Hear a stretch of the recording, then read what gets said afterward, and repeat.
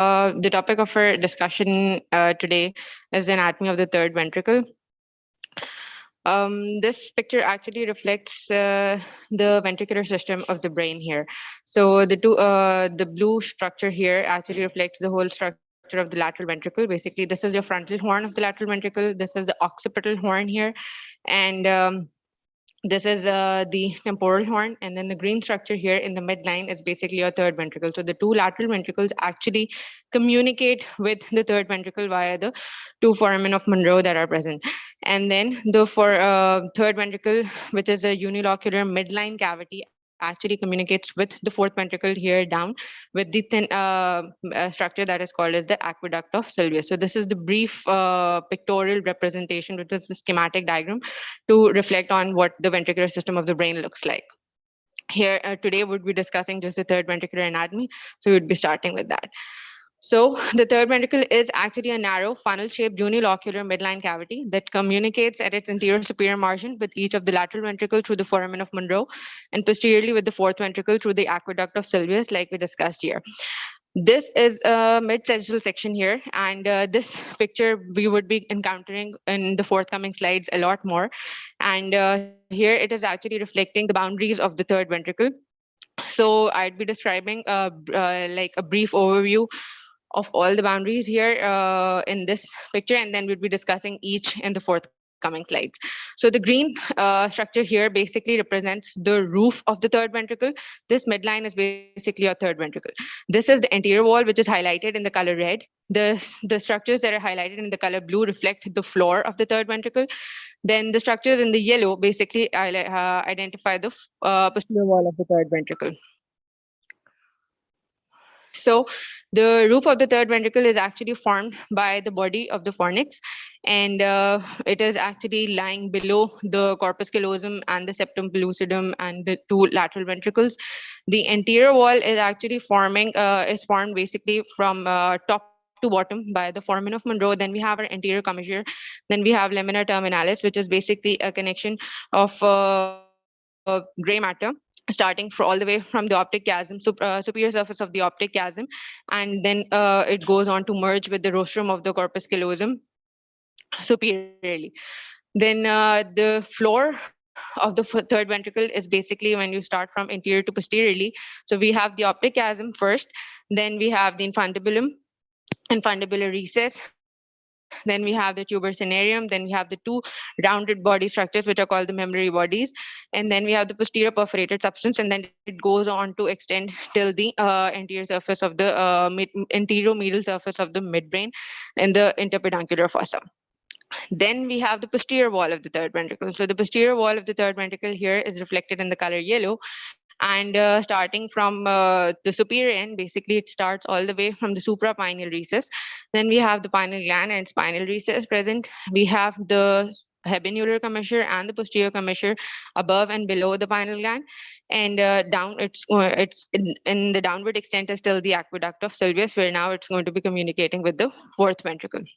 The lateral aspect of or the lateral boundaries of the third ventricle are actually formed by the hypothalamus and the thalamus, and both are actually separated via the hypothalamic sulcus that we can appreciate here, which is a thin groove. The hypothalamus actually lies inferiorly, and we have the thalamus lying superiorly. So basically, since this is a mid-sagittal section, here this prominence here, which we can see, is basically the reflection of the thalamic body here. Okay. So like we discussed in the previous slide, so the parts of the third ventricle include the roof, the floor, the anterior wall, the posterior wall, and the two lateral walls that are present. Now, this is a pictorial representation of the brief relationships of the third ventricle. Since we know that the third ventricle is a midline unilocular cavity, it is resting in the middle of the cranium, above which actually above which is present the corpus callosum, the two lateral ventricles, the bodies of the lateral ventricles, and which are actually separated in the midline with the septum pellucidum. Anterior to it is actually your anterior circulation, which is your anterior cerebral artery. As we can see, Sorry, they are Dr. actually Afifa. running. Yes, sir. Can you please slow down a little? You're running really fast, like a fast train. Just please slow down a little. Thank you. Okay. So anterior to the body of the third ventricle, like we can see the anterior relationship is basically vascular structure, like the anterior cerebral arteries, like you can see they're arising here all the way running from the anterior wall, then going below the roof on the inferior surface of the corpus callosum and then running above it. Then inferiorly, we can appreciate here that we have this is the midbrain. Basically, this is the interpeduncular fossa that we can appreciate here. And this is the floor of the third ventricle. Posteriorly, we have the great vein of Galen, like we can see here, and this is the quadrigeminal cistern. So these are the few anatomical relationships that we should know of the third ventricle. Here we can also appreciate the second cranial nerve, which is the optic, and the third cranial nerve seen arising from the midbrain, which is the oculomotor nerve, and this is your falx cerebri. So it's a mid-sagittal section again. This is an enlarged view of the third ventricle. And here would be now we would be discussing the roof of the third ventricle basically. So the roof of the third ventricle is basically a tri-layered structure. It's actually formed, we have a topmost layer is the neural layer, which is formed by the body of the fornix as is reflected here. Then we have the two layers of the tila choroidea, and in between which is a space which is called as the velum interpositum. Now we can see here that there is a blue structure that is present in the velum interpositum. Velum interpositum is just a potential space that actually houses the vascular structures. The vascular structures that actually run in the velum interpositum are your internal cerebral veins as well as medial posterior choroidal arteries. And so the superior most part of the roof of the third ventricle is formed by the body of the fornix. Then you have the layer of atela choroidea. Then we have the space present, and then you have an inferior layer of the tela choroidea, which is from which the choroid plexus also arises and is connected with with the thalamus via the stria medullaris thalami, like we can see, which are the thin structures that are present on the superomedial aspect of the thalamus inferiorly. Now, going from anterior to posterior, so like we discussed previously, that the roof of the third ventricle actually begins anteriorly from the foramen of Monro, which is basically the communication point between the two lateral ventricles and the third ventricle, and it's going to be extending all the way posterior till the level of the suprapineal recess. Basically, these are the posterior boundaries. So this is your demarcation of the roof of the third ventricle. In this picture, however, we can also appreciate the choroid plexus, which is again arising from the inferior most layer. This is the great these are the internal cerebral veins. Huh.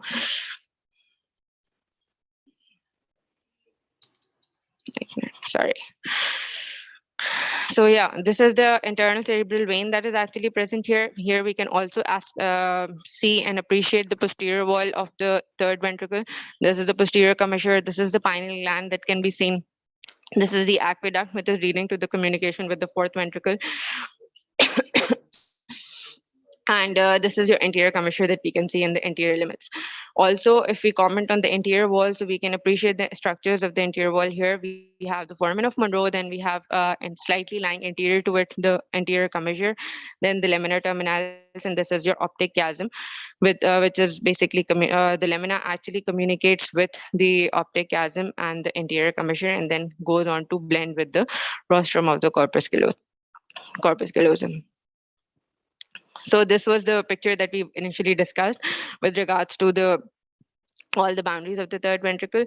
This is again an enlarged view, and here we can actually clearly appreciate the body of the fornix. So basically, this is the body of the fornix that actually curves around this basically curves around anteriorly to the foramen of Monro and actually forms the body of the foramen of Monro. Basically, the anterior boundary of the foramen of Monro, and then it's actually going to be coming into the and concluding into the form of columns of fornix, and then they communicate downwards and they descend downwards to communicate with the medullary bodies, which are actually located in the floor of the third ventricle. So the foramen of Monro is an important and vital structure, basically, and this is a crescent-shaped basic crescent-shaped structure in the when the ventricles are normal in size. They are actually bounded anteriorly by the body of by the columns of the fornix and posteriorly by the superior pole of the thalamus, like we can see. So this is a crescent shaped structure that we can appreciate here. So this is a foramen of Monro. The significance is when the ventricular size actually enlarges, so the foramen actually tends to achieve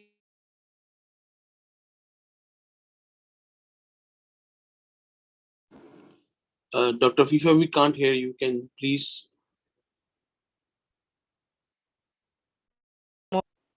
This is the superior view.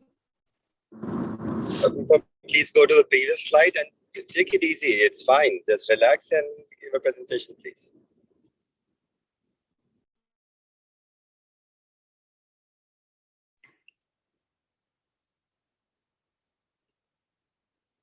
Dr. Afifa, can you hear me?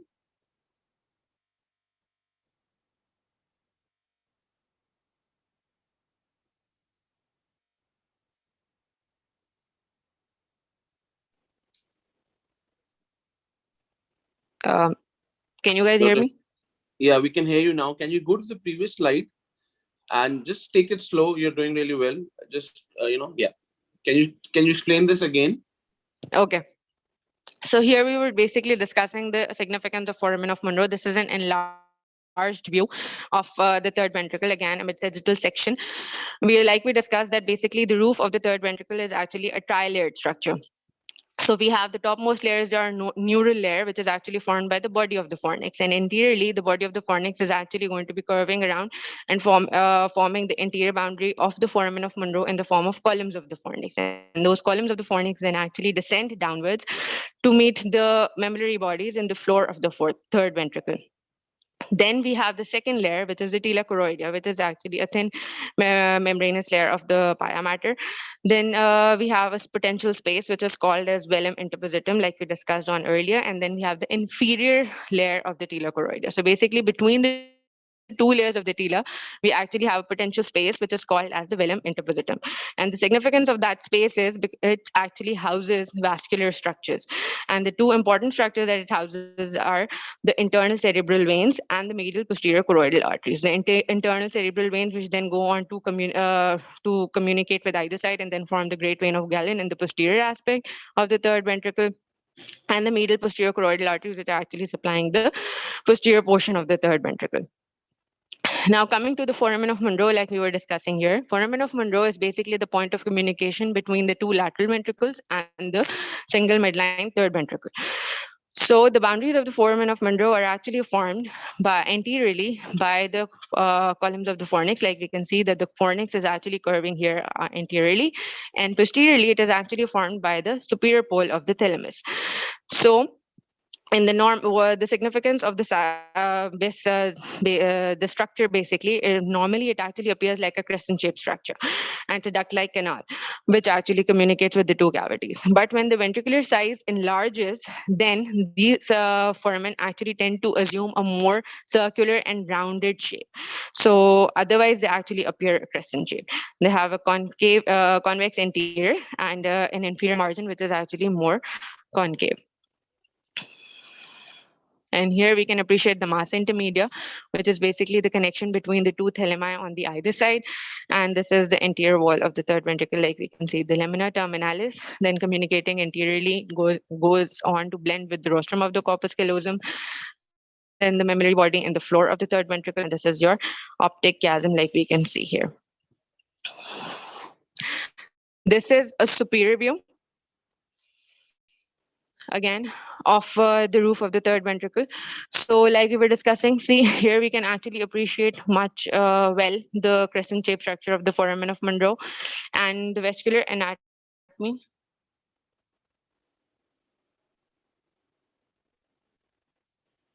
So this is also going to, here we'll also be discussing the vascular anatomy and the important vascular structures that are actually running, and we can appreciate here. So basically we can see that the thalamostriate vein actually runs along the posterior margin of the foramen of Monro, and this is your thalamus.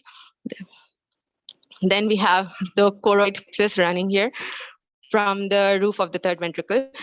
And along the choroid plexus, we have the superior choroidal vein, which is actually present here. We can also appreciate the interior septal vein, which is actually running in the septum pellucidum. So this was the significance of this picture here. This is actually a superior view.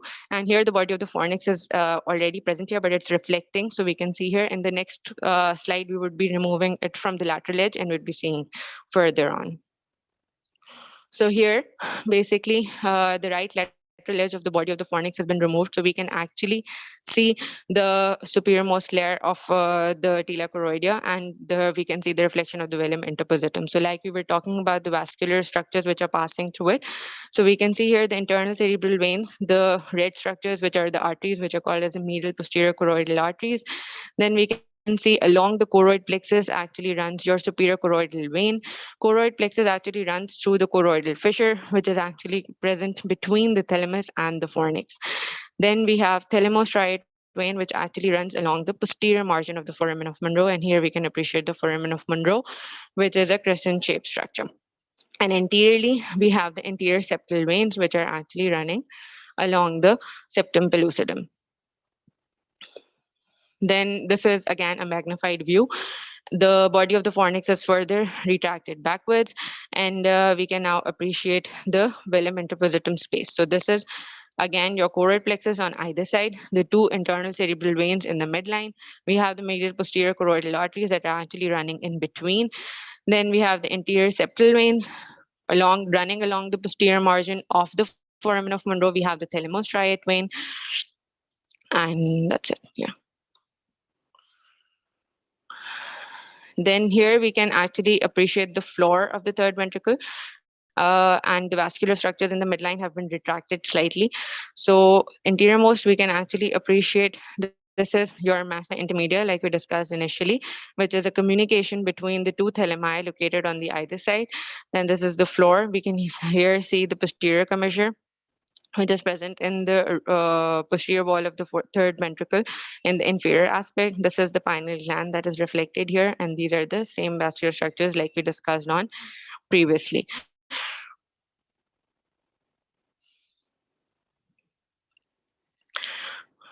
Here we can also appreciate the other structures that are present in the floor of the third ventricle. We have the two, like we discussed on earlier, that we have the two memory bodies that are present here. Anteriormost, basically, if we start, so we have our optic chiasm. Then we have this again. We can appreciate the massa intermedia, which is a communication point between the two thalami. Then we can appreciate here the posterior commissure, the two internal cerebral veins that are present here, and that's it. Now coming to the floor of the third ventricle. So again, from anterior to posterior, it starts all the way from the optic chiasm. Then we have the infundibulum, tuber cinereum is present. Then we have the two rounded structures, which are your mammillary bodies. Then we have the posterior perforated substance that is spanning the space between the mammillary bodies till the anterior surface of the midbrain. From anterior to posterior, discussing the floor of the third ventricle, the structures that we encounter, we have the optic chiasm. Then we have the infundibulum, which is again a hollow structure of the hypothalamus. Then we have the tuber cinereum, which is a rounded prominence of gray matter that actually goes around and merges with the base of the pituitary stalk. Then posteriorly, we have the two rounded prominences, which are the mammillary bodies. Then posterior to that, we have the posterior perforated substance, which is a smooth surface that is reflected on if we look at and we view the floor of the third ventricle from the inside. And then the posterior most aspect is going to be your anterior part of the midbrain. So this is we are viewing the floor of the third ventricle basically from inside, so we can appreciate all the way from anterior to posterior. Here we can see the chiasm that is present, the two optic nerves. Then you have the pituitary stalk, like we discussed on earlier, that posterior to the chiasm, we actually have the infundibulum and the tuber cinereum, which actually merge around the pituitary stalk. Then we have the two mammillary bodies that are present here. Then we have the interpeduncular fossa, or the posterior perforated substance. Interpeduncular fossa is actually present, the space between the two peduncles of the midbrain. Here we can also see and appreciate the third cranial nerve, which is actually arising from the midbrain, which is called your oculomotor nerve. We know that the floor of the third ventricle actually resides medial to the uncus, which is the medialmost portion of the temporal lobe, and the anterior perforated substance. And anteriorly, we can appreciate the two olfactories going on either side, and the gara recta, which is basically the medialmost portion of the frontal lobe. Again, this is a magnified view. the significance of this yellow arrow here is basically this is the point where we actually create a puncture doing the third ventriculostomy. So basically, just anterior to the medullary bodies, we actually punctuate to form a communication between the ventricular system. Again, we can appreciate here, we have the two cerebral peduncles on the either side of the midbrain. This is the posterior perforated substance like we discussed earlier on, in between the interpeduncular fossa. Then we have anterior to the medullary bodies, we have the tuber cinereum, and anterior to it, we have the infundibulum.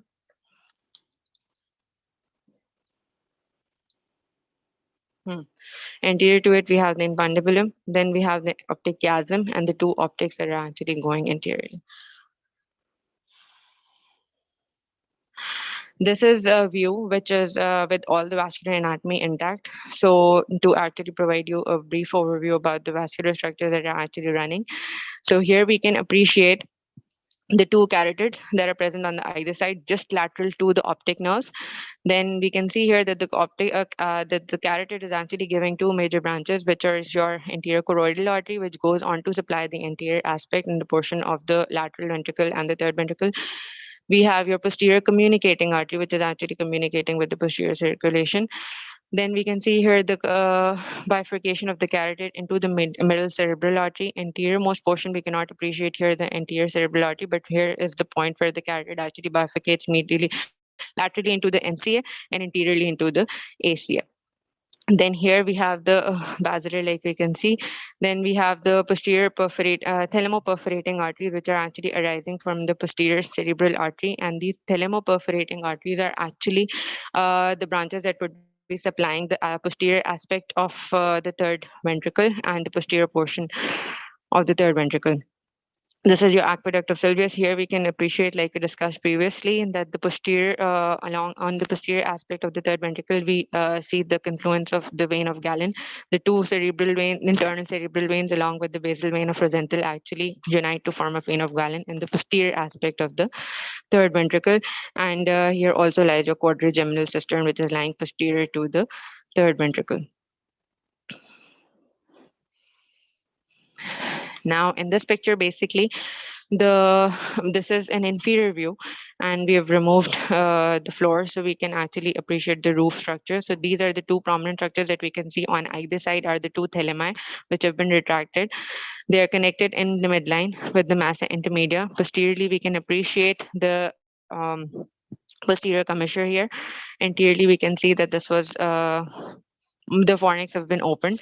Actually, these are the two optics that are running. This is your chiasm in the midline, and these are the optic tracts that are actually running laterally. So we know that the optic nerves basically decussate in the midline, forming the optic chiasm. Then they deviate laterally in the form of optic tracts. Then they further deviate laterally to actually curve around the lateral border of the midbrain and the cerebral peduncles. And here we can appreciate the oculomotor nerve that is actually arising from the midbrain. Then coming to the anterior wall. So like we discussed on earlier, so the anterior wall of the third ventricle is highlighted here in the color red. And from top to bottom, if we discuss, so we have your foramen of Monro, then we have the anterior commissure, then we have lamina terminalis and the optic chiasm. So basically the optic chiasm and the anterior commissure is basically communicated via lamina terminalis, and this is a thin layer of gray matter, and then it's going to be blending on upwards into the rostrum of the corpus callosum. Basically this you cannot really see by the naked eye when we're actually viewing the brain from anterior side. The only structure that is visible is basically your lamina terminalis, because these are hidden between the two cerebral hemispheres. Like we discussed earlier. So this is an enlarged view, and here we can clearly appreciate that the body of the fornix is basically, like we discussed on earlier, is forming the interior wall of the foramen of Monro, and it actually is lying posterior. The columns of the fornix lie posterior to the anterior commissure. And then this is your optic chiasm, and the chiasm is communicating anteriorly and superiorly with the lamina terminalis, which we discussed earlier is a layer of gray matter, and then it's going to be blending on into the rostrum of corpus callosum. Here we can also appreciate the two recesses, which we would be highlighting in the lateral aspect or the lateral walls of the third ventricle, but just touching it briefly, this is your optic recess and this is your infundibular recess. The optic recess actually tends to lie behind the lamina terminalis and above the chiasm, and the infundibular recess actually lies below the chiasm and behind it. And this prominence is, again, like we discussed on earlier, is your memory body. Here we can also appreciate the stalk of the pituitary. Then viewing from within, uh, basically this is from anterior to posterior. So this is your aqueduct, like we can see here in the posterior aspect. These are your two memory bodies which can be seen in the floor of the third ventricle. We can see the chiasmatic recess which actually lies above and behind the lamina terminalis. This is your optic chiasm. We can see here the middle cerebral artery, the two optic tracts that are actually going on. This is your optic nerves, and this is the carotid here. These are the olfactories that are actually running on anteriorly. Here we can see the pituitary stalk in the floor, and the superior hypophyseal arteries which are actually supplying the pituitary.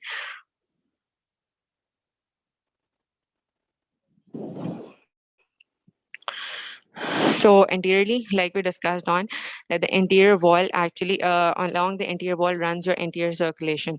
So like here we can see this is your chiasm, this is your anterior communicating artery which is actually lying anterior to it. Okay, and this is your lamina terminalis, and these are the pericallosal branches which are going to be arising from the anterior cerebral arteries, and they go on to supply the corpus callosum. We can see the anterior most portion, anterior superior portion of the corpus, that is your genu of the corpus callosum, the two anterior cerebrals on the either side. So this is basically from anterior to superior view. Then coming to the posterior wall of the third ventricle. So basically the posterior wall of the third ventricle is actually highlighted here in the color yellow. From superior to inferior, we have the suprapineal recess. Then we have your habenular commissure. Then we have the pineal gland, which is a prominence here. We can appreciate the pineal recess. Then we have the posterior commissure, and then downwards, it's actually communicating with the fourth ventricle via the aqueduct of Sylvius. So this is a magnified view of just the posterior wall. Here we can see this is the posterior most aspect of the corpus callosum, which is your splenium of the corpus callosum. Here we can see, like we discussed on earlier, that the vein of Galen is actually formed by the two draining veins, the internal cerebral vein, then it's joined on further by the basal vein of Rosenthal in the posterior aspect of the third ventricle to actually form the great vein of Galen. Now, from superior to inferior, like we discussed here, these are the stria medullaris thelemi. Basically, the suprapineal recess is actually a recess that is present above the pineal gland, and it is communicating superiorly with the stria medullaris thelemi, which are actually projections that are present on the superior aspect of the thalamus, and they're communicating with the inferior layer of the telocoroidea, like we discussed on earlier. That is the inferiormost layer of the roof of the third ventricle. Then down, the next structure that we encounter is your habenular commissure. So habenular commissure is basically connecting the two habenuli. What are the habenuli? Habenuli are actually the two rounded prominences on the dorsomedial aspect of the thalamus, basically, and they are going to be communicating anterior to the pineal gland. Then we have the pineal gland, which is a prominence, and then we have its own recess. Then we have the posterior commissure. So basically, the pineal gland has a stalk, obviously, and the stalk has an upper lamina and an superior lamina and inferior lamina.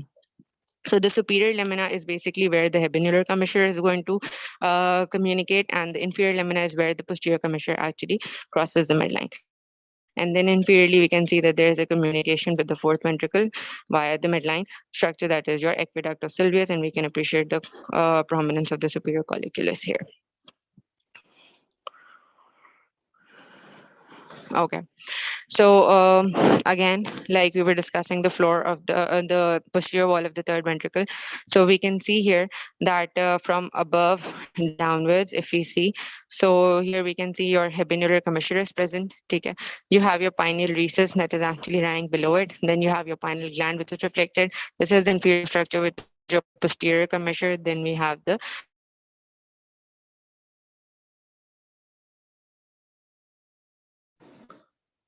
cerebral veins that been retracted from the midline. This is basically a superior view that we're seeing, and that is why we've retracted the two internal cerebral veins which are actually present in the roof, so as to provide you an inside view of the floor of the third ventricle, what it looks like. And this is the posterior wall. Anteriorly, we can appreciate the two foramen on either side. We can also see the thalamus striate vein, which is actually coursing along the posterior margin of the foramen of Monro. And like we discussed on earlier, that anteriorly we have the body of the fornix actually culminates into the two columns of the fornix, forming the interior most boundary of the foramen of Monro. Then coming to the lateral wall. So the two structures that are actually forming the lateral wall of the third ventricle are your thalamus superiorly and hypothalamus inferiorly. And like we can see here, basically this is a prominence or the reflection of the thalamus on the lateral aspect, right? And they are both separated basically with a thin midline groove, which is called as the hypothalamic sulcus, which is going to be separating them superiorly and inferiorly into the thalamus and the hypothalamus. So this is your massa intermedia, like we know that it would be communicating between the two thalami, and this is your groove that we can appreciate here between the hypothalamus and the thalamus. Okay. Now, coming to the brief review of the arterial relationships of the third ventricle, basically, like we discussed on earlier in cadaveric section. So we have your optic nerves. We all can appreciate the two optics on either side. They're joining in the midline, forming the optic chiasm. We can appreciate the two carotids here, basically. And these carotids are then giving off a middle cerebral artery.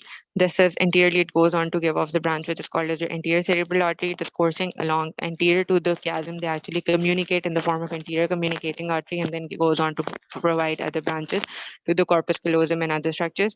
Posteriorly, we have the PCOM, which is actually arising from the carotid itself, and the anterior choroidal artery, which would be supplying the structures and the interior aspect of the ventricles, basically the lateral ventricle, the frontal horn of the lateral ventricle, and interior portion of the third ventricle as well. And we can see here that these are basically posteriorly, we have your posterior cerebral arteries can be seen here. Like in this picture, we can appreciate we have your posterior cerebral arteries, which were actually giving off thalamoperforating arteries, which are actually supplying the posterior part of the third and posterior aspect of the third ventricle. Also, we can appreciate here the other anatomical structures which are not of significance much. So this is an endoscopic view of the third ventricle. The two prominences that we can appreciate here are the two medullary bodies. We know that the basilar artery lies interior to it.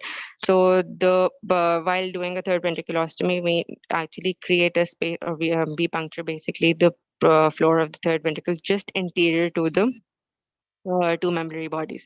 So we can appreciate the infundibulum, which is lying anteriorly, the chiasm, which is further on interior to it, and we can appreciate this is a communication. This is the clivus that can be seen reflecting over the.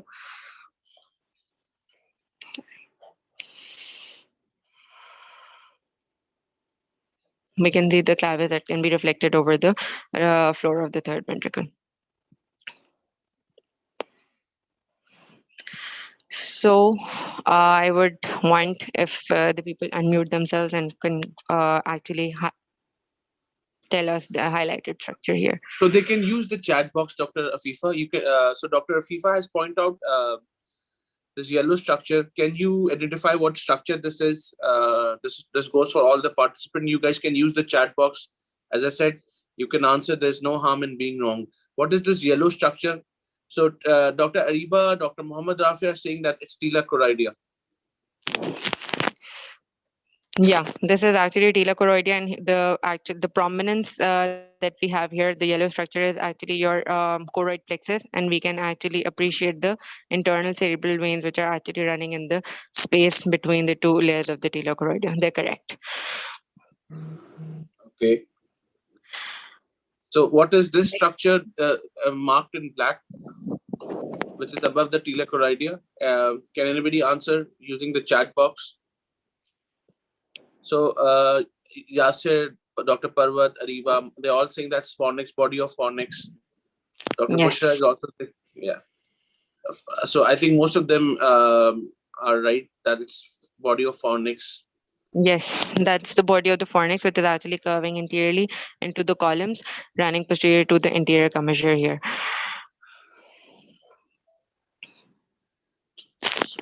Next. So can you ask? You can ask with using your pointer if you want to. Okay, can anyone like highlight and basically identify this highlighted structure in yellow? They're saying velum interpositum. Dr. Rafe and Dr. Pravat, have you? Dr. Marine is also saying that's velum interpositum. What do you think, Dr.? This is basically the velum interpositum is actually a space. We can see here that the body of the fornix is actually opened here, and it's reflected backwards. So the first layer that we would be encountering would be tila choroidea, and this is a reflection of the space basically. So yes, if we say that if we're asking the layer, so it would be tila choroidea, and then the space downwards would be velum interpositum, which is actually housing the vessels. I would like if anyone could identify the vascular structures that are present here. So The can two you medallion point? Okay, Dr. Afifa is saying, what is the name of these two blue vascular structures? Internal cerebral vein. Dr. Ariba is saying. Dr. Pusha is also saying internal cerebral vein. And the Anybody arterial else? structures that are present here. What is the name of the? Can you point out the? Yes. Currently, Dr. Afifa is pointing out to the red arteries. What are they? Some people are saying that Dr. Pavat is saying that this is the medial posterior choroidal artery. Some people are saying that this is the thalmoperforators. So no, just wait. Let's. So most of them are saying is that this is medial posterior choroidal artery. Dr. Yasser Khaibar is saying that this is thalmoperforators. So it's everyone against Dr. Yasser. So what do you think, Dr. Afifa? These are actually medial posterior choroidal actually present in the velum interpositum are basically your internal cerebral veins and the medial posterior choroidal arteries. So thalmoperforators would be a little bit posterior. Yeah, thalmoperforators would be a little bit posterior and they would be further down. This is a superior view basically. So yeah. And it would be great if someone would identify this structure that is running along the choroid plexus as well.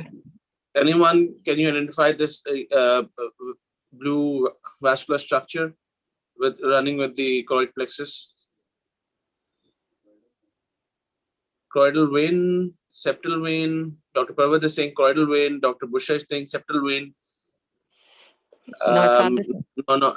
Just wait. Dr. Rafi is also saying that this is choroidal vein. Guys, Dr. Afifa, what do you say? What is this? We discussed on earlier that the venous structure that is actually going along or running along the choroid plexus is the superior choroidal vein. So those who are saying it's a choroidal vein, they're correct.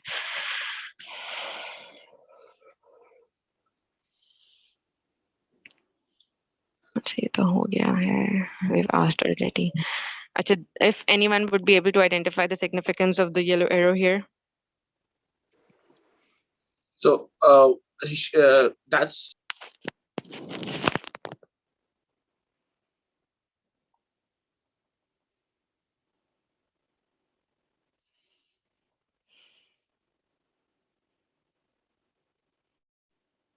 So yeah, maximum people are correct that this is the point just anterior to the mammillary bodies where we actually create a hole for the endoscopic third ventriculostomy. The mammillary bodies and the basilar.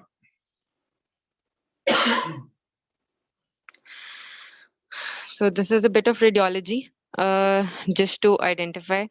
Like we discussed on earlier, that basically the two recesses that we discussed were actually can be appreciated in the lateral aspect of the third ventricle. So we have your supraoptic recess, which is actually, this is the chiasm if we can see here. So yeah, so this is the recess that is actually lying behind the lamina terminalis, and above the chiasm is your optic recess, and the one that is actually lying behind below and behind the lamina terminalis is your infundibular recess. So they basically give off a shape like an open bird's beak on a lateral view. And this is your cavity of the third ventricle. Like we can see, these are your two lateral ventricles. Then posteriorly, we can also appreciate the pineal recess and this prominent structure, which is your pineal gland.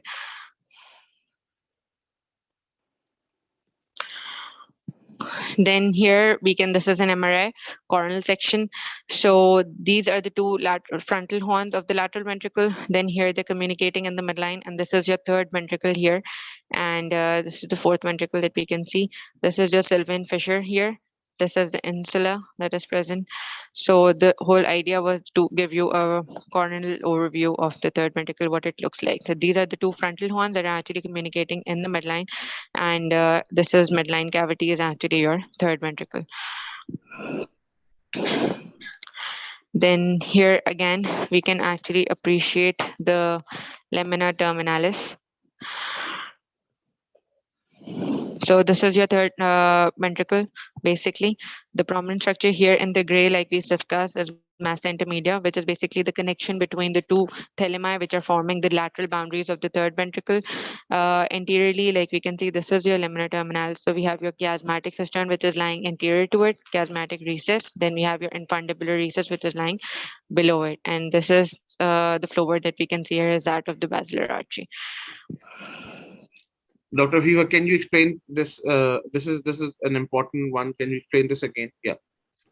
Okay. So again, this is a midline sagittal view of the MRI brain. We can see this is the cavity of the third ventricle. I hope we all can identify that, right? So it's communicating posteriorly with the fourth ventricle via the aqueduct of Sylvius. That's also clear. Then interiorly, the significance of this is so that we can identify the lamina terminalis here. So this midline structure interiorly is your lamina terminalis. So superior to it, we have the chiasmatic cistern. Yeah.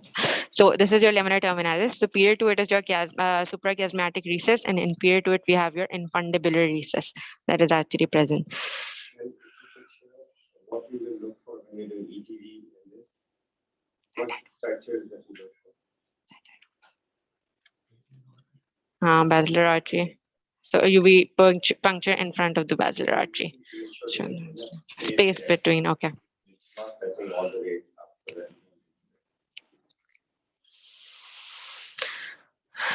Another views. So here that it's labeled, we can appreciate here that this is your thalamus that is present here. This is your aqueduct of Sylvius.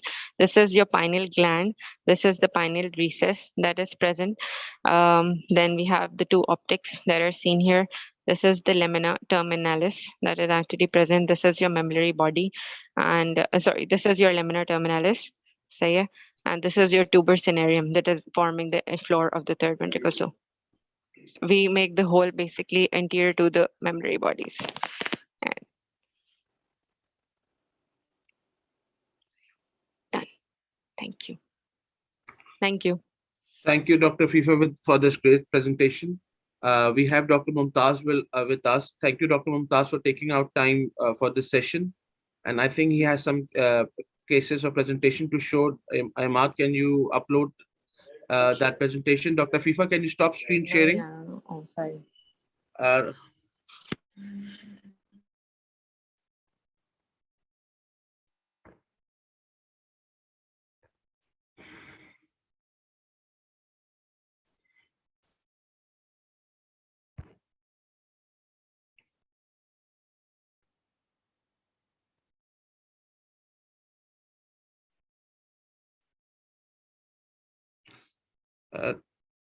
Dr. Mumtaz, can you hear me, sir? Yes, assalamu alaikum.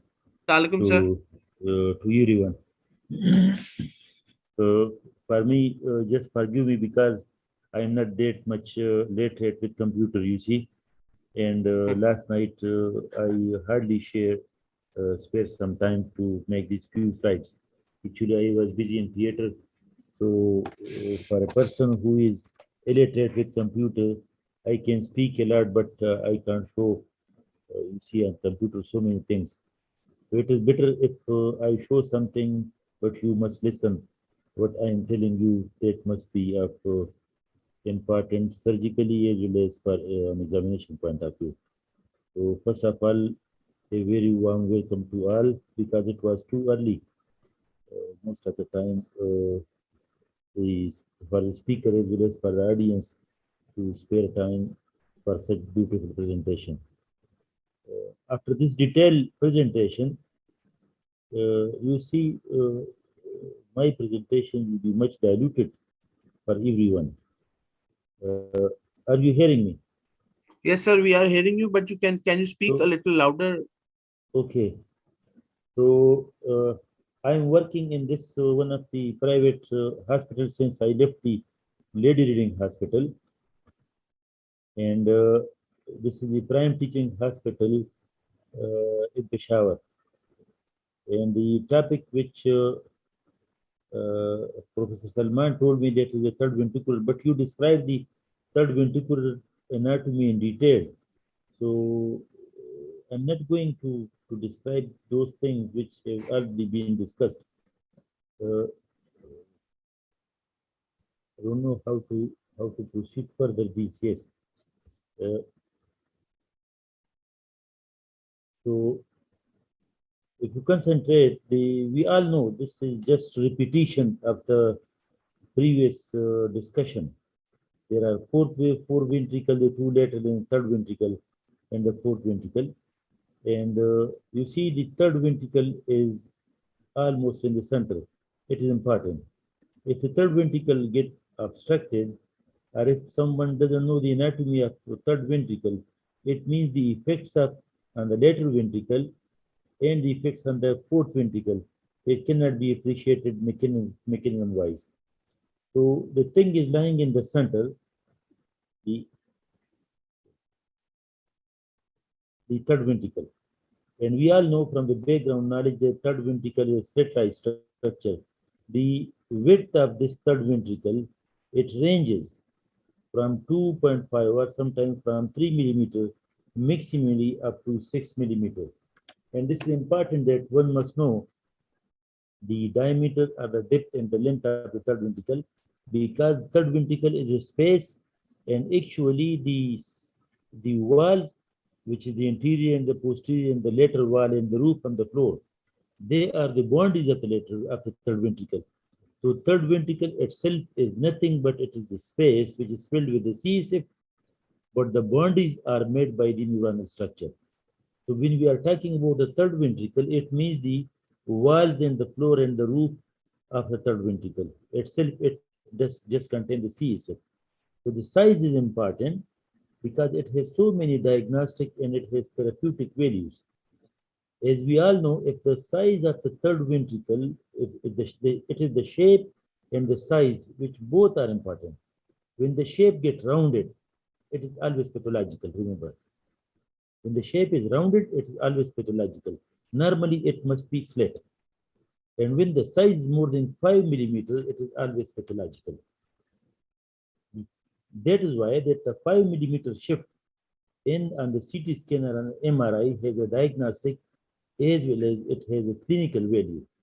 Because once the shift is more than 5 millimeters, it indicates subcalcine herniation. Or you see so many CT scan or MRI in which there is a shift of more than 5 millimeters, it means the ankle herniation. So the size is important. If you see that if the third ventricle is not visible on CT scan and MRI because of the mass on one side, it means the patient has already been formed. So this is important radiological structure, which is most of the time asked on the CT and MRI discussion in the exam. The width is important because most of the tumors or most of the lesion of third ventricle nowadays, they are dealt endoscopically. And the size of the endoscope, you see, once you are entering through lateral ventricle, it is 6.5 millimeter. So with a 6.5 millimeter endoscope, you are entering in the lateral ventricle. Then the stroma of the communication between the lateral and the third ventricle, it is the foramen of Monro. The maximum diameter of this is around about 1 centimeter. So the same scope you can introduce in the foramen of Monro. So if the size of the third ventricle is smaller than that, it means now it is slit. So slit ventricle, it becomes difficult to make the procedure like the endoscopic third ventriculostomy. And then probably the endoscopic procedure also become difficult. So that's why I always go more stress to the location, to the size, and to the shape of the third ventricle. Either it is located in the center, how its shape look like, and third, how much is the size of this third ventricle. The rest of the anatomy has been described by the previous speaker in detail. And I don't know that I can elaborate that much, but these were few points. The third ventricle is connected, you see, with the lateral ventricle. So how we see it on the MRI and the CT scan. If you appreciate an image of the CT or MRI where the internal capsule genu is located, I may show it in one of the slides. So the foramen of Monroe is just in front, you see in the line with the genu. When you see the genu of the capsule, it means at that level, that is the foramen of Monroe. So lateral ventricle, you see, and then the foramen of Monroe, and in that particular cuts where the genu of the internal capsule is visible. And the most important is where is the third ventricle? Sometimes it is difficult for the candidate. So if you see the pineal gland on the back, so just in the cut in the line with the pineal gland, you will see the third ventricle. These are the critical points which are visible on the MRI and the CT scan.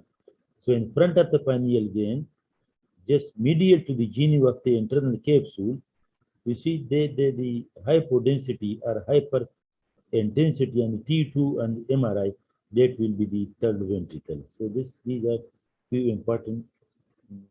The rest is, you see, these are the different points how you cannulate the third ventricle, how you reach the third ventricle. Because for the third ventricle, if you want to reach, the first thing is to enter into the lateral ventricle. So when someone is asking about the prerequisite for the third ventricular pathology reading, it means that the lateral ventricle must be dilated, number one, and the third ventricle, then the foramina Monroe, one can reach with the third ventricle. Otherwise, if the lateral ventricle are slit, so please, for God's sake, don't say endoscopic procedure, because the endoscope has to be inserted through the lateral ventricle. So for the lateral ventricle, we select different points, and the most important points, that is the keen, the Akhtar. These are the 2 points which are important clinically. The rest of the points, they are important for putting the drain. So rarely these points are selected, but in majority of cases, I must say the keen point in the Akhtar point. So the Akhtar point is on the top for endoscopic procedure, and the keen point rarely. These are the 2 points every candidate and every student must know. The Akhtar point, it is 1 centimeter in front and 3 centimeters lateral to the coronal suture. This you all know. These images are most of the time are shown on the MRI. And this anatomy is often asked that this is the tectum and this is tegmentum. And in the tectum and tegmentum, there is always the aqueduct. And the length of the aqueduct ranges from 1.3 to 1.6 centimeters. So when the third ventricle gets dilated, the length is decreased. And as we know, the diameter of the aqueduct, it is 2 millimeters. So it is equal to the basilar artery.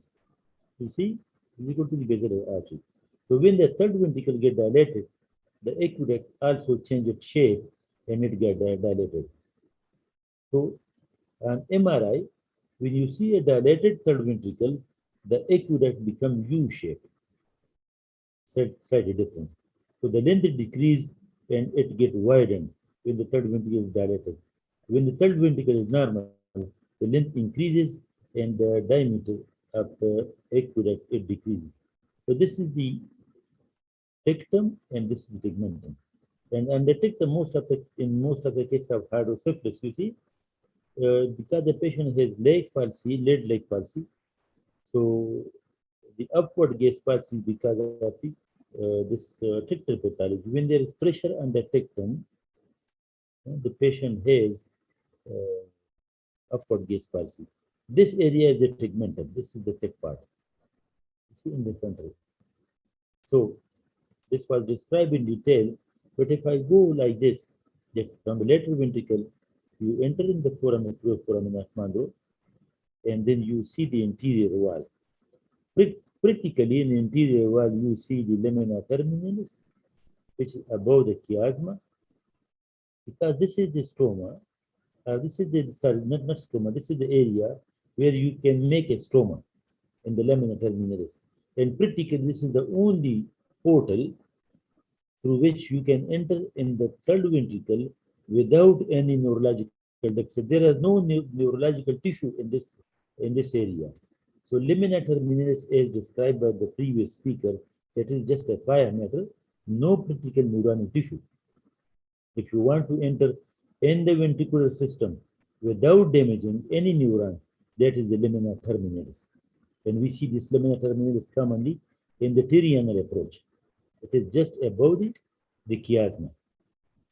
Then from the lamina terminalis, you see the chiasma, the back of the chiasma. And then you come down, and then you see the infundibulum, which is stuck at the pituitary. But here, when infundibulum starts, there become a depression, which we call as a infundibular recess. There is optic recess and there is infundibular recess. And from this infundibular recess, the tuber cinereum starts. So the tuber cinereum is a space, actually, which starts practically from the from infundibular recess up to the mammary body. It's whole space. And when it is asked that where to make a stroma, so ideally you must divide this space into three: the posterior 1/3, the middle, and the interior. So it is the junction of the interior 1/3 with the middle 1/3, which is selected for the penetration or for the foramen for making a stroma. But if this is difficult to localize during the endoscopic procedure, so you can say that it is the middle of the tuber cinereum which is selected. But here is the mammary body on the back, and then the posterior perfected substance, which is the tegmentum and the cerebral peduncle, which was described. Sorry to disturb you, Dr. The floor Mumtaz. is more important. Yes. Yes, sir. So your slides are not changing. They just changed now. Your slides are So not. Your slides were. I can't change it. You can usually. Sir, I'm changing his slides. Okay, what I'm telling you, because initially I told you that I'm not that much literate in the computer, so I can speak a lot. So but I will be telling you the important points. For the third ventricle, when you are reaching to the third ventricle, the first thing, the important thing is to locate the choroid plexus. You showed the slide to me. The choroid plexus, it always starts from the temporal horn. You may remember this. So it starts from the temporal horn. It is lying pre here, and on the lateral side, this is the lateral side. This is the middle side. On the lateral side of this choroid plexus, this is the choroid plexus, which is just as a road map. So on the medial side, you have thalamus, and on the lateral side, you have the cardiac nucleus. On the lateral side, you have the cardiac nucleus. On the middle side, you have thalamus. And here is the choroid plexus, which lies in the choroid root. So this tip of the choroid plexus, it lies in the temporal horn. It is free. Most of the time in endoscopic procedure, you see the pulsating whistle. If you follow this is a road map and you just start driving on this road, you will always reach to the foramen of Monroe. You see? And the foramen of Monroe is just like a map, or it's just like a compass. So it is a compass. This is a road and this is a compass. And then you divide this compass into different directions. The interior and posterior, the superior and inferior. It is the north and the south, and it is the east and the west.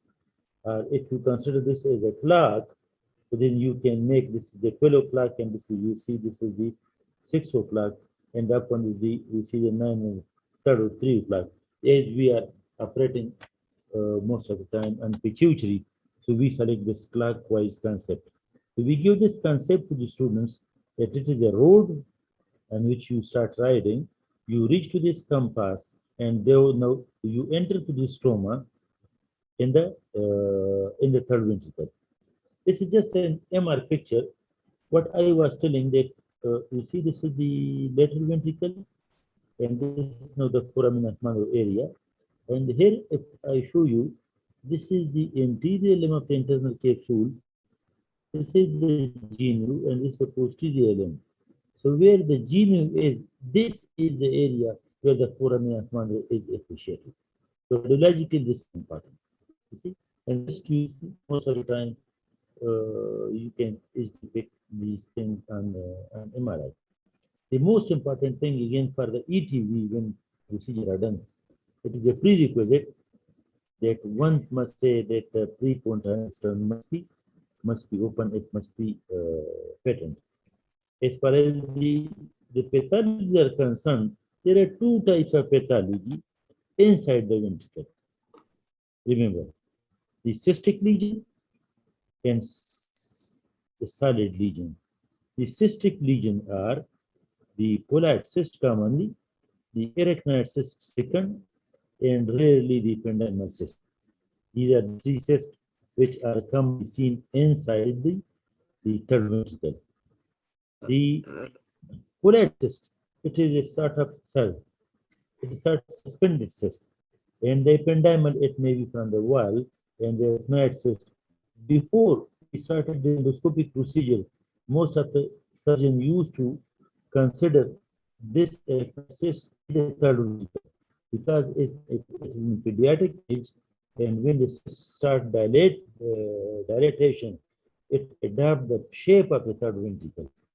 On CT scan, you can get confused. The cyst of third ventricle is like a third ventricle, but actually it is the endoscopic view.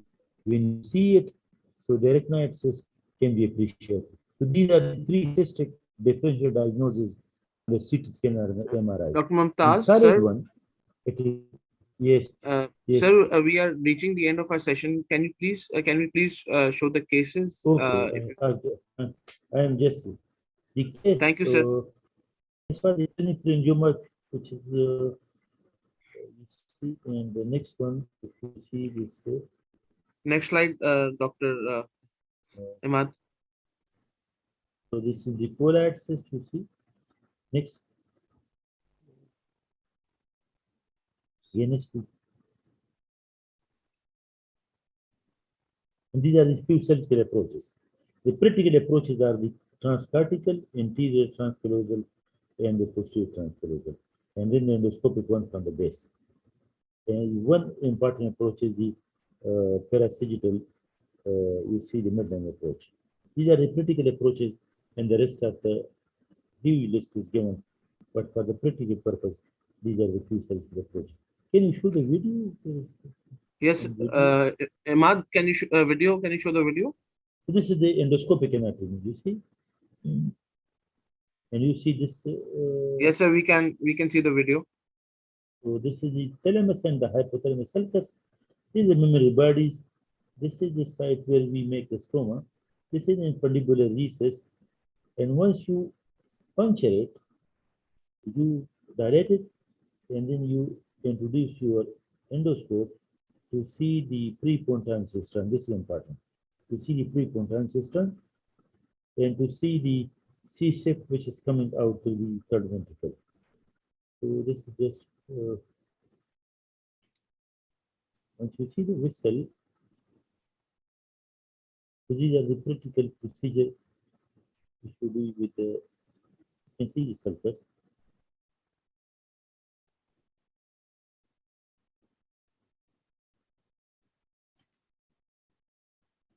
See the vessel in the basilar artery and the branch of the prepontine vessels. There's another one with the polite cyst. Ahmad, second video, please. Ahmad. Sir, I have only one video. Only one video. So to summarize, the third ventricle, let me say two or three sentences. The third ventricle, it is in the center. It is difficult anatomically, number one. It is difficult space which is diagnosed radiologically as well. It is a difficult space where the pathologies are lying, and it is difficult to approach as well. This must be clear in the mind. When it is get occluded, the endoscopic procedure are now limited. And in those cases, when the whole third ventricle is occupied by the lesion, so never say the endoscopy or ETV. One can perform the septum pellucidectomy, and one can take the biopsy from the lesion, and if the cystic lesion, one can spare it. And the rest is, you see, this is a dedicated small space which has a dedicated structure. No doubt, it is not, you see, a procedure if you are dealing with the third ventricle, it has mortality and it has morbidity as well. So these were the few comments from my side, and hope I have shared my views. I thank Dr. Professor Mumtaz for his presentation and showing his case, and for taking out time so early in the morning. If there are any questions from any participant, they can use the chat box. We will not take a lot of questions since we are at the end of our session. Next week, we will be presenting the anatomy of the fourth ventricle. Are there any questions from Dr. Mumtaz or the presenter?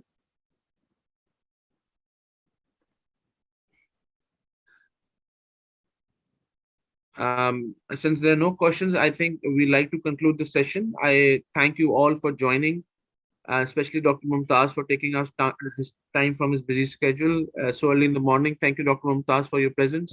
We are honored. With this, we will conclude the session, and we'll see you all next week. Thank you all. Take care.